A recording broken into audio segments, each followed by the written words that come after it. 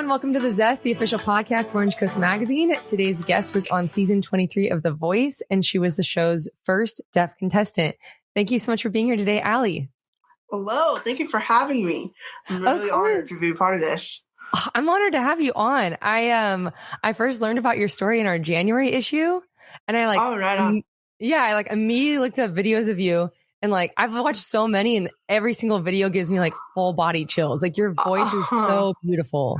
Thank you. I really appreciate that. That means the world to me, and I'm just glad I'm able to make people smile by doing that. So, so you grew up in Walnut, California.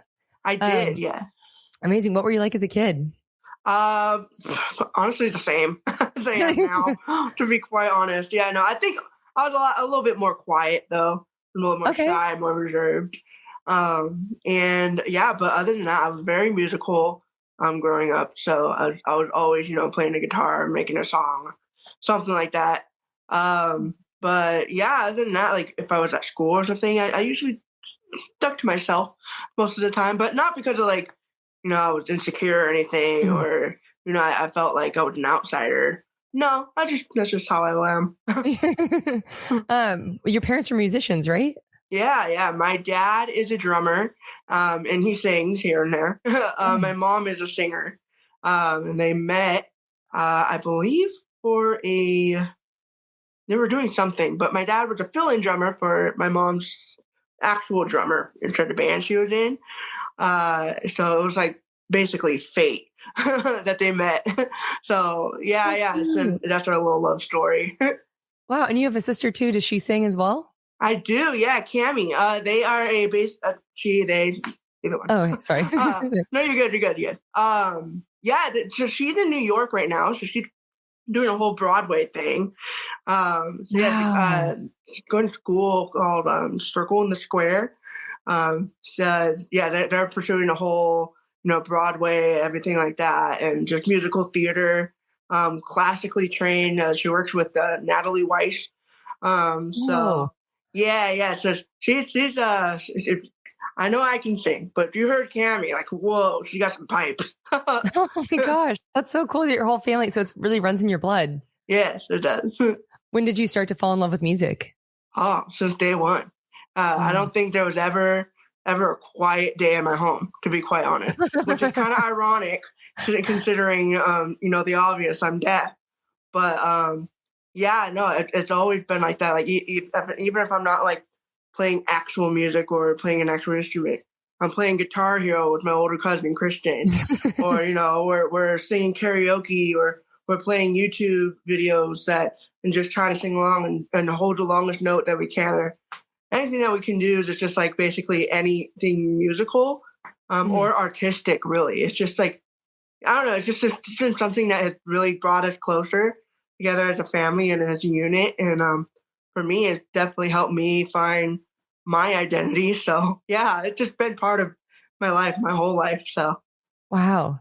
We are also a big karaoke family, but no one has a voice like you or your families at all. That is totally okay. I honestly say the less you can sing, the more fun it is.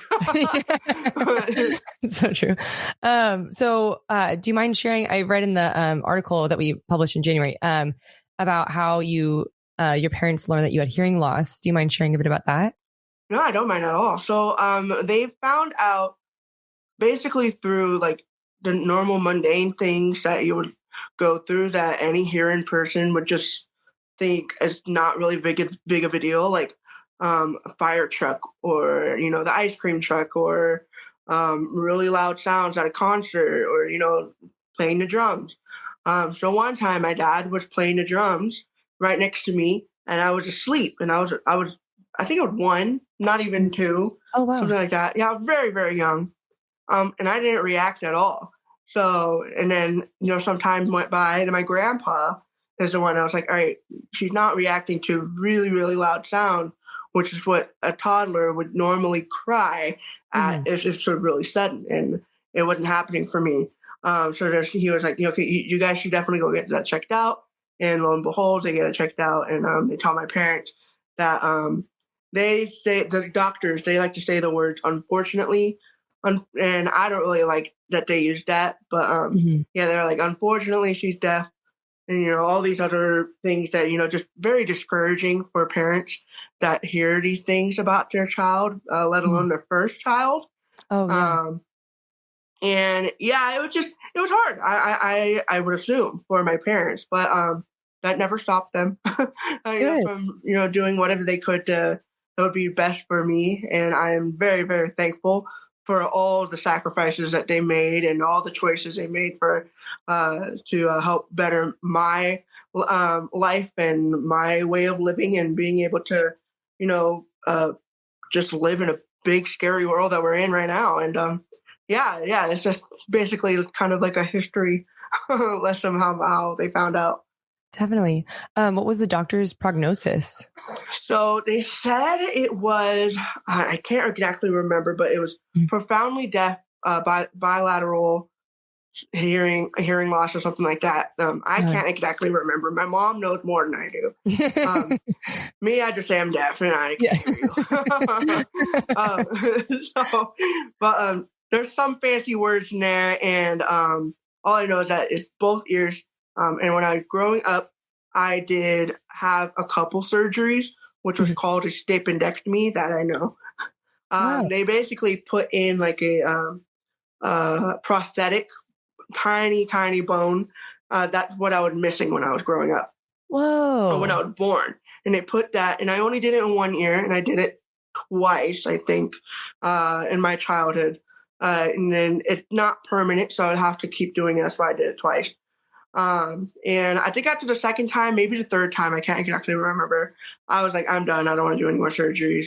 That's just a lot on my body, and I don't want it anymore. I can still do it if I want to, and I'm very, very hopeful that medicine has progressed a lot since then. So I'm sure if I did it now, it might give me my full hearing back. We never know. And I don't really, I'm not really, interested in knowing. I guess that's one way to put it. Yeah. I'm kind of okay with where I am right now. Definitely. I've had a couple of surgeries, and the scar tissue hurts so bad afterwards. I can't imagine having that in your ear.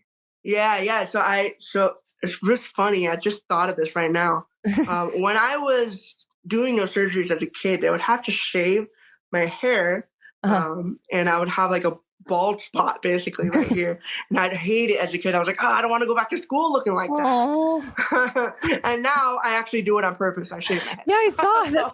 How cool. I know, it's like a full circle moment. I just thought that. So your speech coach, I'm assuming this is kind of one of the things that you were mentioning about your parents and how they were supporting you. You had a speech coach come to your home? Yeah, I did. So one of the main things that my parents made sure to involve me is in speech therapy, so I would learn how to basically associate sounds and with what they are. When I got my hearing aids, obviously I wouldn't have been able to do that without my hearing aids. Right. So when I got my hearing aids, they would like immediately put me into these speech therapy sessions. And when at a very young age, they would come to my house. So we would do some nursery rhymes. We'll do like some. We'll read some books or something like that. Just anything that a small toddler would enjoy doing, and to help them basically interact with other people and other things that help you develop as a human. And the thing that shocked everyone the most was the fact that I was the speech therapist would sing to me and be like, all right, now sing it back. And I would sing it on perfect pitch every single time. And so my mom was shocked. We're like, what? Like, hold on a second. You are a deaf child and you know how to sing it on perfect pitch. You know exactly what you're doing. And what's funny, look, I know I said my sister Cammy was a great singer now. But back then, no. So at that age, she's only a year younger than me. So we were both being able to sit in together and learn these things. So Cammy would sing back to nursery rhymes, totally tone deaf, would not sing it well at all. But so that's what shocked them. They're like, hold on, how come the deaf kid is able to perfectly replicate whatever they're saying, but the hearing child cannot? So Yeah, it's interesting. Man, that gave me full body chills again when you said that. That's so, I can't even imagine. That's so amazing. What was the song? Do you remember like what your parents remember using? You know what really, really sucks? It's cool that, you know, that an actual memory that we can talk about it. Yeah. But my mom had this recording, like, you remember there's actually some books where you can like push record. Yeah. So she had one of those of me doing it, and we don't know where that is anymore. Oh, no. But it's actually happened. I swear. There's pictures. Yeah. But yeah, so that I honestly don't remember. I want to say it was probably maybe a Disney song. Yeah. Or, you know, or just like Wheels on a Bus or something like that. Yeah. How cute. So when did you first start performing like on stage in front of people? Yeah. Oh, that's a fun question. So my very first time ever performing in front of a crowd by myself, that's not in like a church choir or something like that. Uh-huh. I remember when I did church choir in kindergarten or something. Oh. They were during a rehearsal one time. They're like, "Okay, we want people to do solos. Come up if you want to do a solo." My mom would be like, "Go do it." And I was like, "No, I don't want to." And my sister did it. So, but, yeah. So there's like photos of my sister doing the solo, and then just me in the back singing in the choir. So, but then many years later, my very first time ever making my debut on the stage as a solo act was my 5th grade talent show. Oh. And I sang "This Is Me" from Camp Rock by Demi Lovato. Nice. and oh man, I sang the heck out of that song.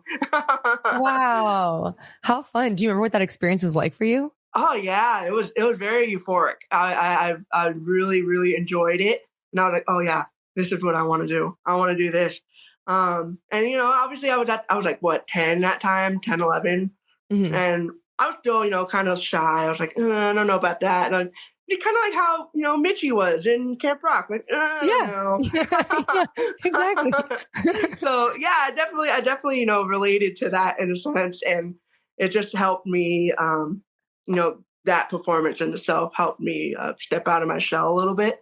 And my friends would be like, "Oh my gosh, wait, you can sing." Yeah. Like, yeah, I don't know. So yeah, and it just blossomed from there basically. Wow. Did you continue performing as a kid, like growing up? I did. Yeah. I was very involved in church. And I would, you know, sing in like church clubs or stuff like that at my middle school. Mm-hmm. So I would, you know, lead worship there, and I would do some talent shows here and there. And I finally did join choir in middle school. And I did a solo. I sang what's that Pink song? Perfect.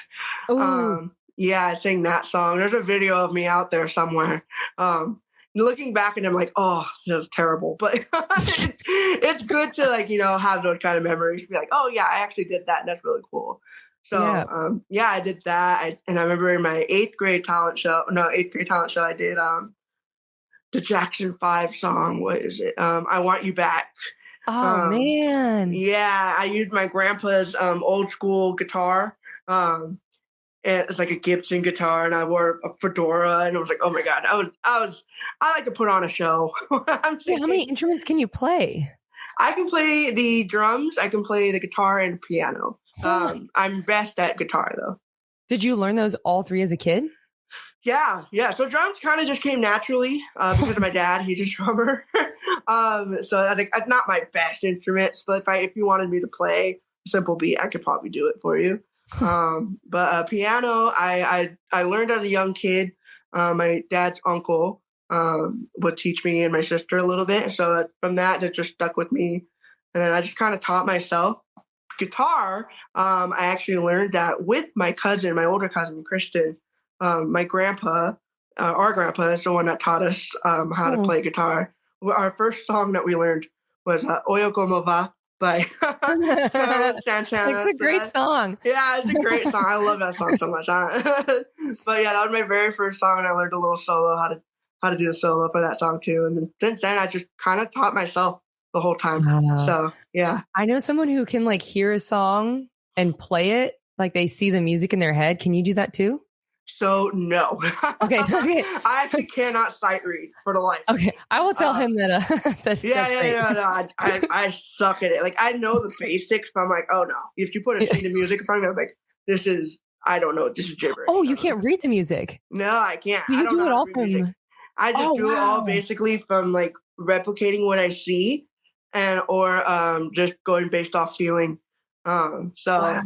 Yeah, it's kind of like a weird. So I remember my very first complicated song that I ever learned. Mm-hmm. I'm a huge Demi Lovato fan. Like, I love Demi Lovato. So I love her 29 that came out. So good. Oh, love that song. Yeah, I can talk about it for hours. But my very first like complicated song I ever learned was she actually had this concert video of her out playing her song called "Catch Me," and you could see her playing the guitar clearly. So I was like, okay, I'm just gonna look at that and see what it is and hope for the best that I'm playing it right. And I guess I ended up playing it right. So I remember one time I was playing it one time.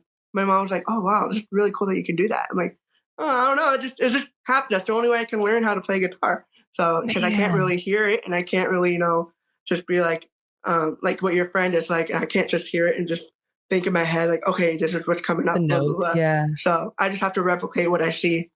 Wow, that's really cool though. But also I just have to ask, the song "Get Back" by Demi Lovato. That was yes. That's man, just goes. Anyways, so where did you go to high school? I went to Walnut High School, so it's in Walnut where I grew up. I graduated the class of, oh my gosh, it's been so long. 2016. Nice. I'm 2010, so. Oh, nice.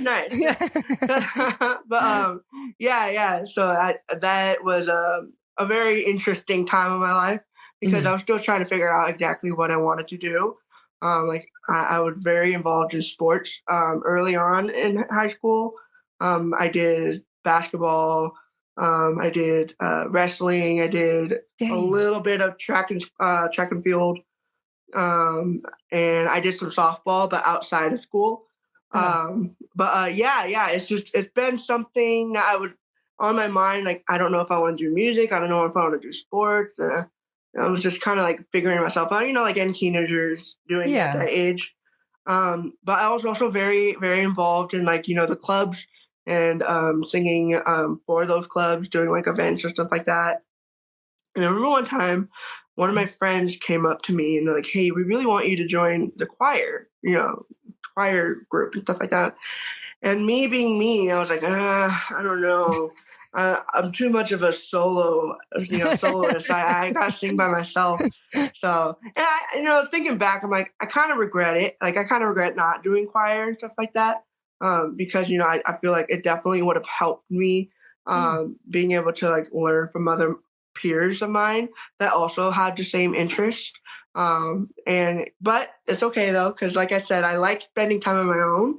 Yeah. So of the time that I spent by myself, I did a lot of music. So I was writing a lot. I would, learning more guitar. I would, replicating all these different kinds of riffs and runs and the singing and the music that I listened to. And just, so even though I wasn't learning it in a classroom setting, I definitely was learning it at home. So, yeah. And then you had a teacher who invited you to perform at a restaurant. It was your high school Yeah. Can you tell me a little about that? Yeah, his name is Justin Panlilio. I call him Justin now because I'm way older. I don't need to call him Panlilio. But he was my summer school U.S. history teacher. Wow. Cool dude. It's probably like his second year teaching. He was super young. So I was like, oh, this dude is cool. Yeah. And immediately right away, he noticed that because I was the person that carried my guitar everywhere at school. He was like, "Oh, you play the guitar?" I'm like, "Yeah, a little bit." So like, "All right, play for the class." So I did. And he was like, "Oh, this person can sing and can play the guitar. I want to hear more of that." So, then I went through high school and years went by. And then 2020 happened. So, the COVID shut down and all that. And that was when I was really, really considering the fact that I was like, okay, I need to do music more because I need to start posting more. I need to do something. Mm-hmm. And when we were finally starting to open up and we could start going out now, he was like, "Hey, I have this, restaurant at our hometown that's just opening up, and they have like these performers come in, and kind of like shop vibe. Yeah. Or like a jazz singer kind of vibe with the piano, just some background noise. And he was like, would you be interested in doing it? And I was like, yeah, let's just do it. Let's have fun with it. So that was definitely one of my very first performances as an adult that made me understand, like, okay, yeah, I feel like I'm back in 5th grade again on stage singing "This Is Me," and I'm like, okay, I need to keep doing this. I want to keep doing it. And so a little bit after that is when I auditioned for The Voice. Wow. Yeah, and so it's just I think it just all started falling into place right after that. Just one door after the other just kept opening, and it's just crazy to think back. Wow, where does your mind go when you're performing? Like, are you that's a good question. I actually don't know. I'm just so in the moment that I'm just like making sure that I'm having fun. I know a lot of people, like, they'll sing, like, even a lot of my friends will sing and they're thinking about the next note to sing. They're thinking about the next, what's the next step? What's the next word? What's the next lyric? Anything. And to me, it's just like, if I mess up a word, oh, well, just have fun with it. Think of something that, will grab the audience attention, and just do what you do best, which is music and singing, and have fun with it. Just do it because you love it. So yeah. What college did you go to? So I went to Mount Sac, and then for a little bit I applied to Cal State Fullerton. I got it, and I was like, oh, then The Voice happened. So no way. Okay, let me do The Voice. Yeah. Okay, so you tried out for The Voice a couple times before you got on? I did, yeah. What was the first time? I did. The first time, it was right when the COVID 2020 happened, and I was auditioning to be on the season with Ariana Grande. But I didn't get that, so I was like, oh, dang, whatever. No Ariana Grande. So then, and then the second time I did it again, that would have been maybe that was for Ariana Grande. I don't remember, but it was no. It was the one with Gwen Stefani and Camila Cabello. Yeah. Oh, okay. Yeah, and I didn't get that one, so I was like, oh, okay. So I felt a little discouraged again. Yeah, I was gonna say. And I was like, it was discouraging. It was very, upsetting, because I was like, okay, all these people on the outside or in my life are saying I sound really good. What's going on? Like, why aren't these producers thinking I sound good? And that wasn't the case. So it was more so like, I remember, so when I auditioned the third time to charm, I did it. I submitted, and I didn't really even try. I just kind of like, did whatever songs that I loved and just took a leap of faith. I was like, all right, this is it. My final time. I'm not going to do it again. And then hope it works. And I remember when I got the call from the casting producer, like, hey, we want to keep you, we're interested. We want to keep you in the loop of things. So, and I was like, I just asked him randomly. I was like, hey, so what is your process of, like, choosing who? And he was like totally honest. To be quite honest, if they didn't choose you, it's most likely because they had a bad day and they're just going. I hate that. Wow, that's crazy. Like, you're basically, our career is in the hands of someone that's a mood. Someone in a mood. God, right. I'm like, okay, cool, I guess. So I guess I was just on someone's good day. But yeah, no, that happened, and I just kind of just like went with it. I was like, okay, cool. I'm just gonna, getting the call. Oh, I was bawling. I was sobbing when I got the call that they were like, okay, we want you, to do the blind audition. So I was like, oh my God. I almost missed the call. I was actually leaving a hair appointment. And they called me as I was driving, and I try not to answer too many calls when I'm driving. So I saw it, I was like, oh no. So I didn't answer it quick enough, because I was like, okay, I'll just call them back right when I get home. I was like 5 minutes away from home. So I go home, I call them back right away. And the lady's not answering. I'm like, what's going on? Please answer, please answer. And I text her, and she was like, hey, I'm out of office. Like, you were just in office 5 minutes ago. Oh my gosh. I'm like, what do you mean you're out of office? So, but then I was just so bummed that I missed the call.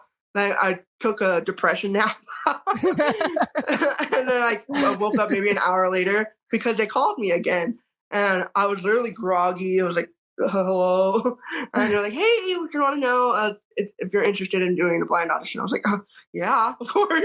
So, and I just started bawling, and the rest is history.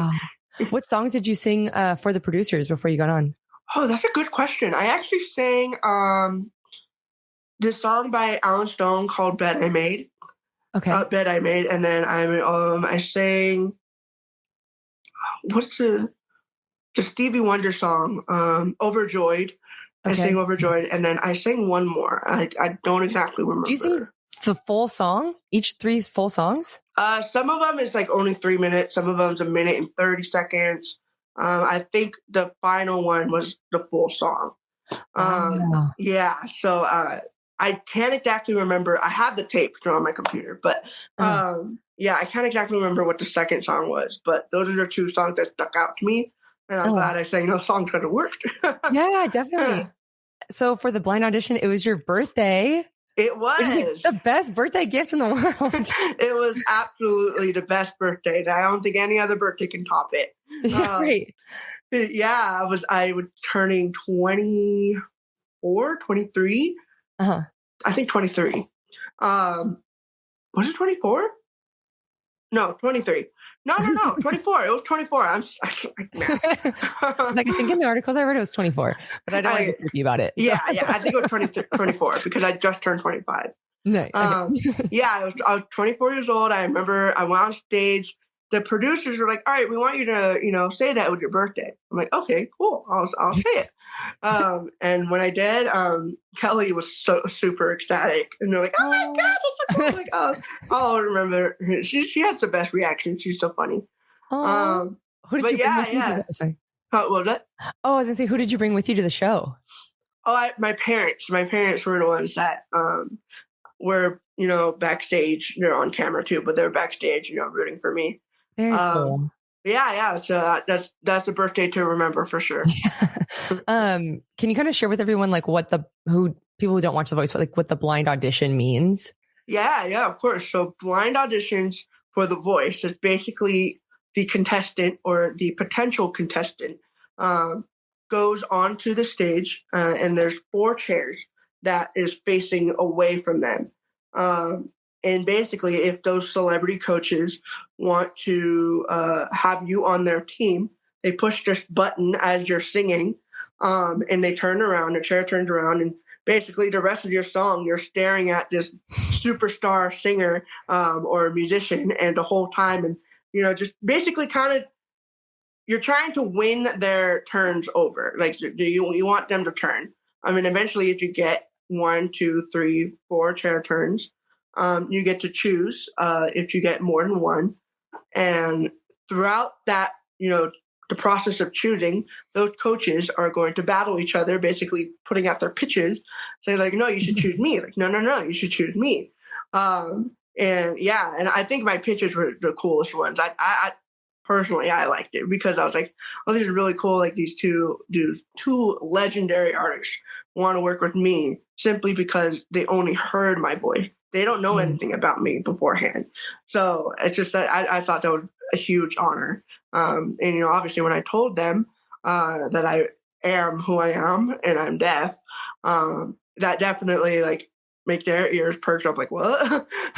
So, it's a crazy, crazy process, but it's a little nerve-wracking for sure too, but it works. Yeah. Did you have a plan of who you were going to pick when you went into it or who you hoped for? Right away, I knew I was always going to choose Kelly Clarkson because I just love Kelly Clarkson. But Chance, the rapper, he had a great pitch, and people are to this day even kind of mad that I didn't choose him. No way. He has such an amazing pitch, and I truly respect him for it because his thing was saying that he worked with people in the deaf community, and basically he feels like he would have definitely been able to help me because of that. And he's absolutely right. He definitely would. And he still did. Even if he wasn't my coach, he gave me the most amazing advice.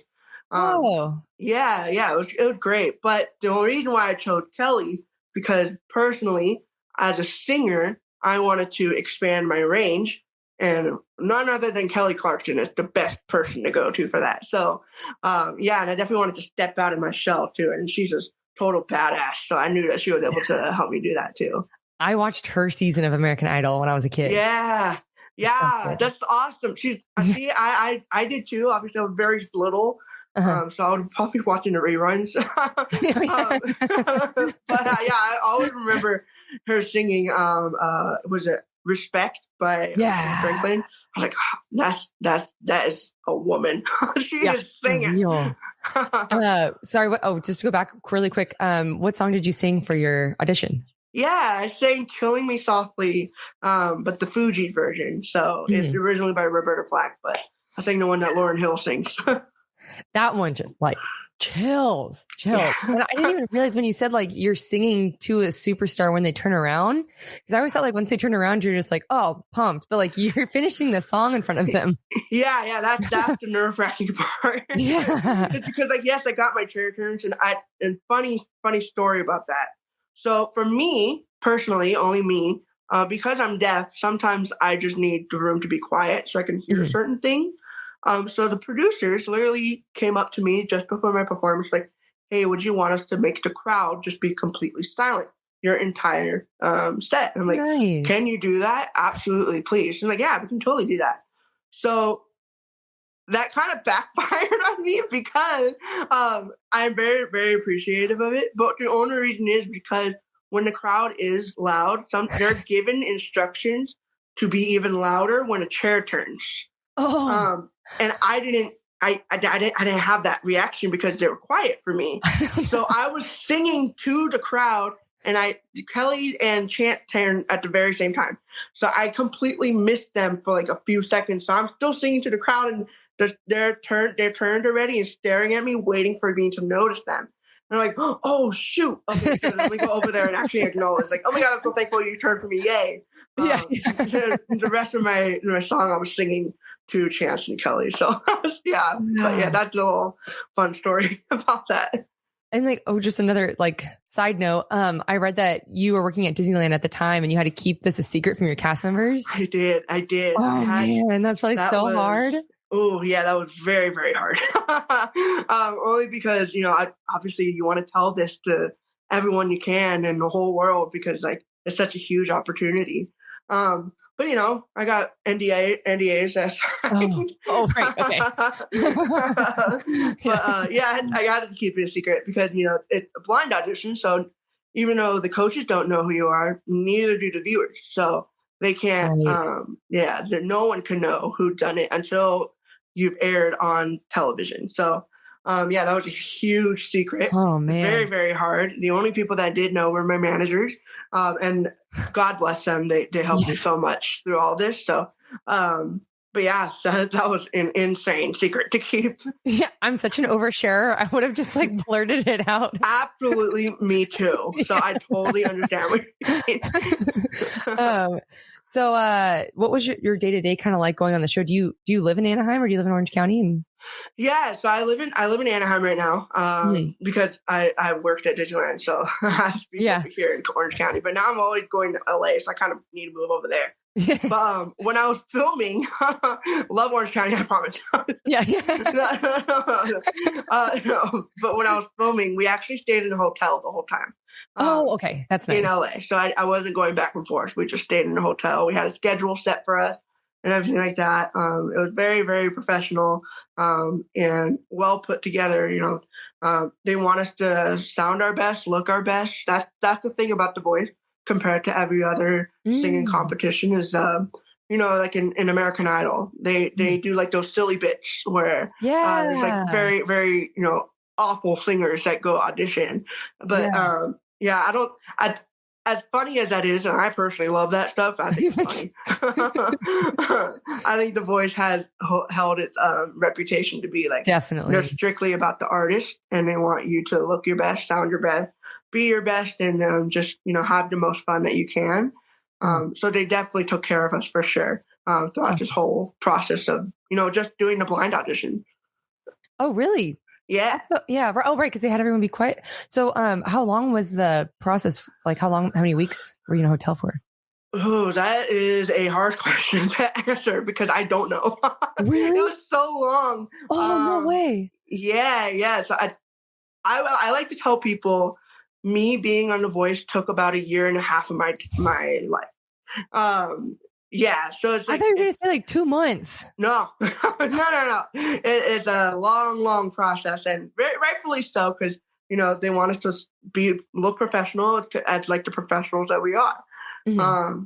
So the blind auditions were about like maybe 3 months, 3 months, I think, 2 months maybe.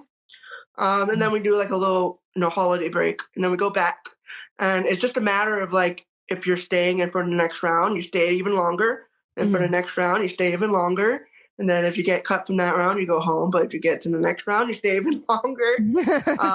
And yeah, so I think, I had my stars aligned for me. So it's a good thing that I got to stay longer. That meant I got to progress to the next round. So how many rounds did you go through? Okay, so there's a blind audition, battles, knockout, playoffs. So I was 2 rounds away from being a final. I know, but it's totally okay. I'm very thankful and very happy with how my run on the show ended up. How often were you working with Kelly Clarkson? As often as we could. She's a busy woman. Rightfully so. She's a superstar. She's booked and busy. Yeah. So we were trying to. A lot of our interactions were on camera, but we also had some interaction behind the scenes too. Some I'll always cherish forever, and some I won't even talk about it because I just want to keep that between me and her. But yeah, it's amazing. She's an amazing woman. Love her so much. She's very genuine, very, very, it's like when you're talking to her, she can talk. She can definitely talk. And I'm very appreciative of that because I don't really like talking as much unless I absolutely have to. Yeah. Like this, no. Yeah. No. I enjoy this.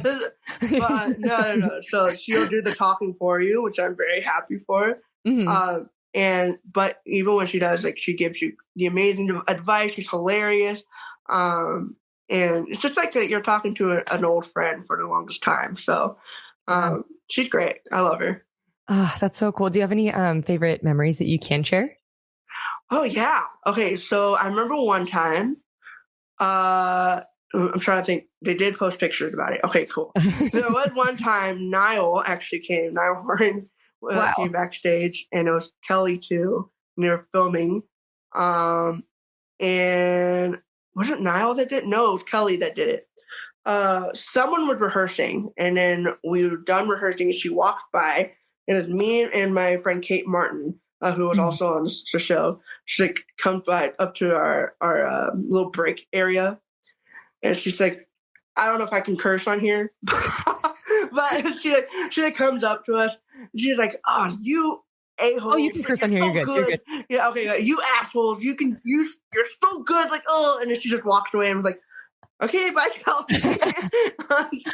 She likes to joke with us like that all the time, so it's kind of funny. But yeah, there's so many moments I can think of, but that's definitely one I thought was the funniest. Wow, so she sounds like she's like how she is on the show, like in person. Also, yeah, sorry, no, absolutely. Yeah, you are frozen, but yeah, it is what it is. But it was good, so you're good. Thank you. So do you. So I wanted to ask about your single. Where do I go? Yeah. So I wrote that. Where do I go? I wrote that right after I went home from the show. Basically, just me asking, like, okay, I did this amazing thing. What's next? What do I do next? And that was obviously like I wrote that right after me going home, but nothing aired yet. And so little did I know after, everything airing, so many things would be happening for me. So I kind of basically answered my own question. And that was definitely like the song definitely manifested something for me. And it was really cool. And I'm very, very, very thankful to my cousin Christian. He's my music partner. He helped me bring that song to life. And yeah, it's just, I got to sing that song on the Carnegie Hall stage. So it's just insane. So it's just so many things that has happened since that song coming out. And I'm just very thankful that it even happened. So, yeah. How did you perform at Carnegie Hall? So I met this amazing angel. Her name is Michelle Christie, Dr. Michelle Christie. She works for this amazing foundation called No Limits. And they specialize in providing care for deaf children in poverty-stricken families. So basically, families that just can't afford the care that they need for whatever it is that their deaf child needs. And she sometimes puts on these events, to either raise money for these for this organization that she runs, or just to bring awareness to it. There you are. Just to bring awareness to the fact that there are basically these deaf people in the community that are in the middle, the gray area. Because in the deaf community there are 2 Ds, so it's little d and big D for deaf, the word deaf. And I am what's considered a little D because I don't sign and I don't I wear hearing aids basically. There's like a lot more to it. I'm still learning about it to this day. But being part of this organization and doing that show with Carnegie Hall has definitely helped me understand, like, okay, I see where these people are coming from and their different perspective living as a deaf person. And so that was what that show was about. It's different deaf people coming onto the stage, telling their story. And my story was very musical oriented. So obviously I got to sing a song, and I wasn't going to actually perform at first. I literally brought it up to her. She wanted me to do a performance for the gala that her organization runs to raise money for it. And I saw that they were doing the Carnegie Hall show, and I asked her in the meeting for the gala, like, hey, I want to attend the show. Like, I just want to go see it. And she's like, oh, yeah, but why don't you just be in it? I'm like, huh? Wow. Okay. So I was like, okay, definitely, sure, absolutely. So I definitely pooped my pants at that moment. Like, congratulations. Wow. Thank you. Incredible. Yeah. I'm sure that was such an amazing experience. Oh, absolutely. It was even better because I got to sing my own song alongside my sister and my cousin. So it's the 3 of us, and we were singing the song that I wrote on Carnegie Hall stage. It's still crazy to say that. So cool. So what's next for you? What can listeners look forward to?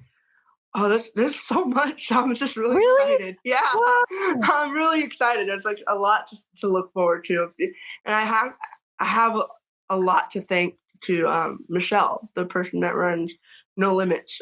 She's helping me so much through my career, and I'm so thankful that she has faith in me to be able to give me these resources that I need, to excel in my music career. So yeah, I have a lot of performances coming up. I have a lot of projects that I definitely want to release soon, and I'm just doing whatever I can just, to keep singing and keep playing music and just doing what I love, and collaborating with other artists. And it's just amazing that I even get to do this. And I honestly have to say it's all because of the voice. Wow. And had I not, just took a leap of faith and auditioned the 3rd time for the voice, this wouldn't be happening right now. I don't think I would have really had the courage to do it had I not, just put myself out there in front of millions on a television screen, and just let people know, like, this is what I love to do. This is who I am. And I don't care what you think. I'm going to keep doing it. And I do it because it's just something I love to do. Yeah. So just to plug it, where can people find your new projects when you release them? Yeah. So I will definitely be talking about them a lot on my Instagram. Okay. So it's at Allie, can you hear me? I'm trying to be a little cheeky with the username. Can you hear me? But yeah, it's my Instagram. I would be talking about it a lot there. Or Spotify is Allie, but I put spaces in between my letters. So it's Allie space, it was like A space L space I. Perfect. Allie. Yeah. Awesome. So we're coming to the end of our time, but before I let you go, I have 3 final questions for you. We call them the Thoughtful 3, and they kind of reflect on your journey. So what is one thing that you'd want listeners to take away from this conversation?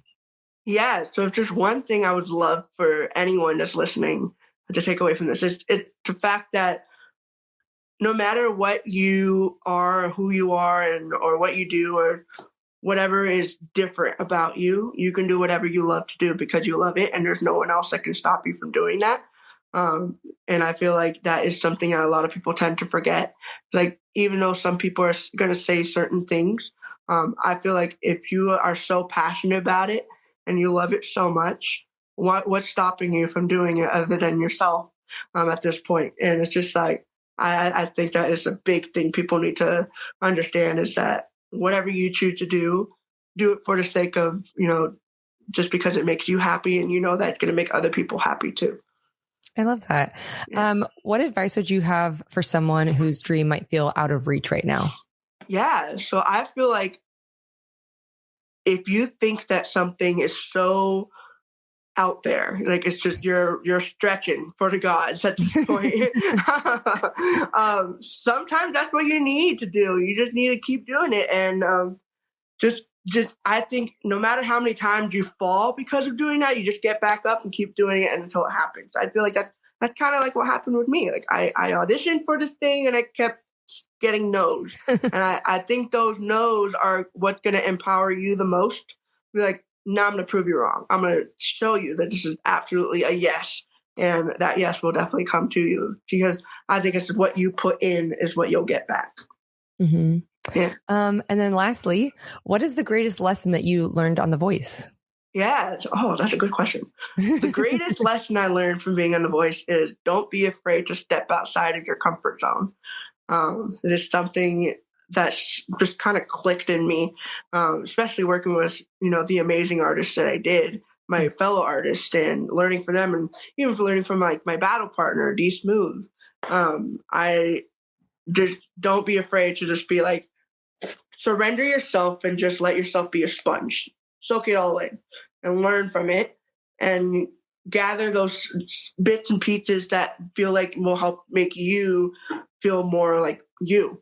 And just have fun with it. I think that's something I've learned so much, is that Kelly definitely told me, like, she could tell that there's something that was holding me back. So I was like, no, you need to understand you're special. And I always remember that. And it's definitely given me the confidence and the courage to be like, yeah, I've got something that, is worth showing. And I just got to keep doing it. So, yeah. Amazing. Well, thank you so much for doing this, Allie, and thank you so much for sharing that. I really appreciate it. This was so much fun. Oh, thank you, Chelsea. I really appreciate this. This is just so cool. I love podcasts, and I love talking about anything and everything. So thank you for having me on. Of course. I'll see you soon. Bye.